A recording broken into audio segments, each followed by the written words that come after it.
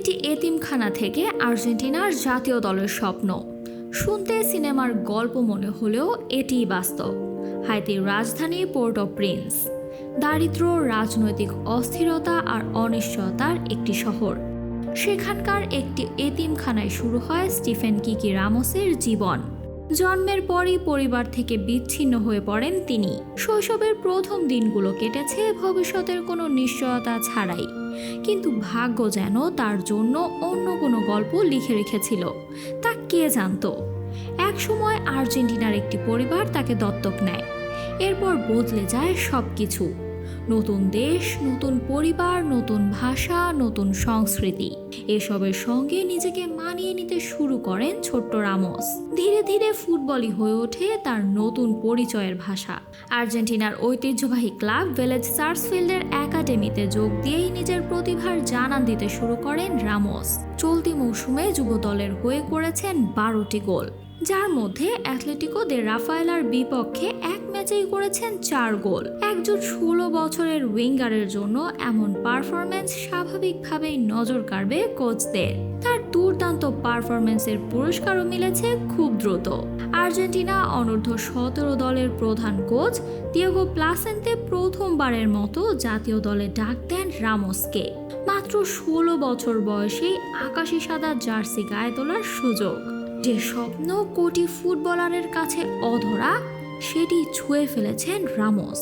মাঠে তার সবচেয়ে স্বাচ্ছন্দ্যের জায়গা লেফট উইং, তবে ডান প্রান্তেও সমান কার্যকর।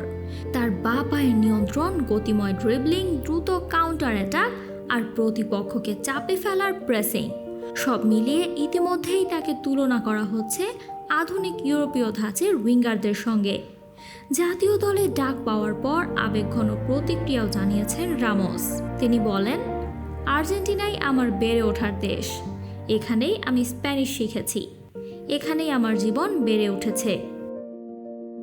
তার সবচেয়ে বড় স্বপ্ন ভিলেজ সার্সফিল্ডের মূল দলে অভিষেক আর একদিন আর্জেন্টিনার হয়ে বিশ্বকাপে খেলা। ফুটবল বিশ্লেষকদের মতে, যদি বর্তমান উন্নতির ধারা ধরে রাখতে পারেন, তাহলে 2030 বিশ্বকাপে মাত্র 21 বছর বয়সে জাতীয় দলের গুরুত্বপূর্ণ সদস্য হয়ে উঠতে পারেন রামোস।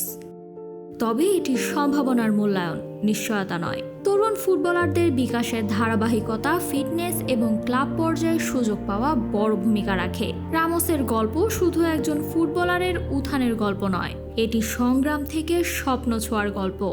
হাইতির একটি এতিমখানার শিশু আজ আর্জেন্টিনার জাতীয় দলের সম্ভাবনাময় মুখ। যে শিশুর একসময় কোনো ঠিকানা ছিল না, আজ তার স্বপ্ন বিশ্বকাপের মঞ্চে আকাশি সাদা জার্সি গায়ে মাঠে নামা।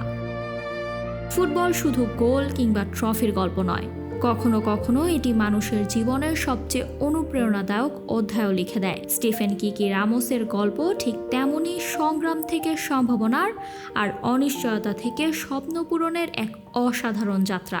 এখন দেখার বিষয়, এই প্রতিভাবান উইঙ্গার ভবিষ্যতে আর্জেন্টিনার ফুটবলে কতটা উজ্জ্বল নক্ষত্র হয়ে উঠতে পারেন। Samantha, beyond border sports. আরও আপডেট পেতে সাবস্ক্রাইব করুন আমাদের ইউটিউব চ্যানেল এবং ক্লিক করুন বেল আইকন। ফলো করুন টিকটক ও ফেসবুক পেজে।